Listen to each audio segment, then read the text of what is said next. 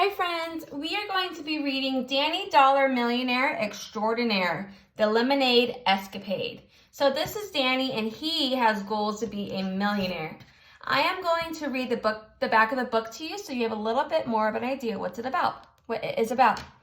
The Lemonade Escapade. Being a future millionaire isn't easy. When Pablo and his pack of knuckleheads sabotaged my lemonade stand, things got bad. When the mayor got involved, things got worse. When the last person in the world I would have expected enters the picture, all heck breaks loose. Okay, so let's get started. To you, yeah you, dream bigger. There is nothing you can't do. Let me introduce myself. Danny Dollar Millionaire. Yes, you read it right, millionaire. I'm not a millionaire yet, but I'm gonna be. Yep, this little knucklehead kid is gonna make it big. Not only will I become a millionaire, I've got a plan to do it by the time I'm 21 years old. That's about 10 years from now. And I'll tell you how I'm gonna do it in one word, investing. That's right, I said investing. Okay, you might be asking yourself, what the heck is investing? Well, I'll tell you, but first, a little bit about me. I live in the East Chester section of the Bronx, New York, along with my mom, dad, and older sister. I'm your typical kid. I love music, I really love basketball, but the thing I love the most is, well, money. Now, I know everyone loves money, but not like me. I'm a money maniac. I love money like other kids love candy. I know everything there is to know about money. For example, did you know that the first forms of money were animals like cows? Yep, cows. People would trade cattle and other animals for things that they wanted. That's called bartering. Bartering is when you trade something you have for something you want. Imagine going to a sneaker store and telling the guy behind the counter, yo, I'll give you 3 cows for these sneakers. With tax, it comes up to it comes up to 3 cows and 2 chickens. Dang, that would be crazy. In case you're wondering how I earn the money that I love so much, well, duh, I have a job. Actually, I got a few jobs. I walk Mrs. Gonzalez's dogs before and after school. Cha-ching! I go to the store for Mr. Milton every other day. He's kind of old. Cha-ching! I rake leaves in the fall, shovel snow in the winter, wash cars, and mow lawns in the summer. Cha-ching, cha-ching, cha-ching. You get the picture. By the end of the week, I'm hauling in about $100. That's serious paper for an 11-year-old. Every Saturday, I'm off to my favorite place in the world, the bank. Yep, the bank. The people there are crazy cool. As soon as I walk in, the security guard, Mr. Block, always says, Dollar Dan, the man with the plan. And I say, Mr. Block, got the bank on lock. I really like that dude. Then I go to the same teller, Miss Susan Anthony. She always greets me with, good morning, Mr. Dollar. Mr. Dollar. Man, do I like the sound of that. I deposit all I've earned throughout the week, except for $10 that I keep for playing around with. After Mrs. Anthony updates my bank book, I give her a little wink. She winks back, and it's a wrap. I'm done. I'm almost floating on my way back home thinking about how much money I've saved. And what I'm saving for is awesome. It's big, it's huge, it's colossal. It's part of my goal becoming a millionaire. Okay, I'll tell you. You know how some kids want to be a big-time basketball player? Well, not me. I want to be a big-time basketball team owner, just like my idol, Rocky Austin. Mr. Austin started flipping burgers as a kid and now owns a billion-dollar fast food chain called Flippin' Burgers. And he owns the Texas Mustangs basketball team, too. Oh, so now you've got it.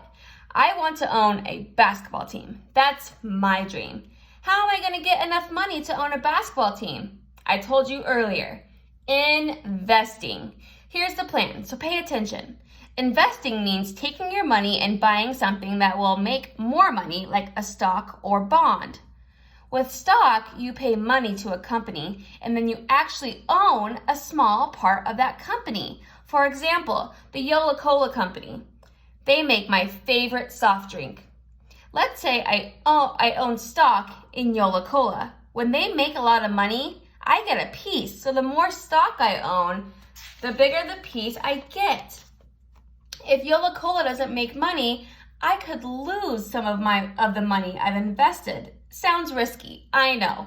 But like my dad always says, no risk, no reward. A bond is a little less risky than buying stock. With a bond, you let a business or the government borrow your money, and they promise to give that money back with interest. Interest is money they give you for letting them borrow your money. Sometimes I loan my big head sister $5 and I charge her $2 to borrow my $5. When she pays me back, she has to give me $7. I just made $2 in interest for loaning her only $5. Get it? Sounds cool, right? Although sometimes she tries to jerk me out of my $2, so I hold her diary hostage. Ha ha, it works every time. So I take most of the money that I earn and put it into the bank or invest it into stocks and bonds. The money I earn in interest or by investing, I reinvest into other things. That's called diversifying. Diversifying is when you invest your money into different things to try to make more money. Are you getting all of this? I know, it's a lot to swallow. You should have seen me trying to explain all of this to my parents. Their heads are still spinning. But when they're sitting in the skybox watching my team win a championship, I'm sure they'll say to each other, that Yola-Cola stock really paid off. Yep, one day I'm going to be a millionaire.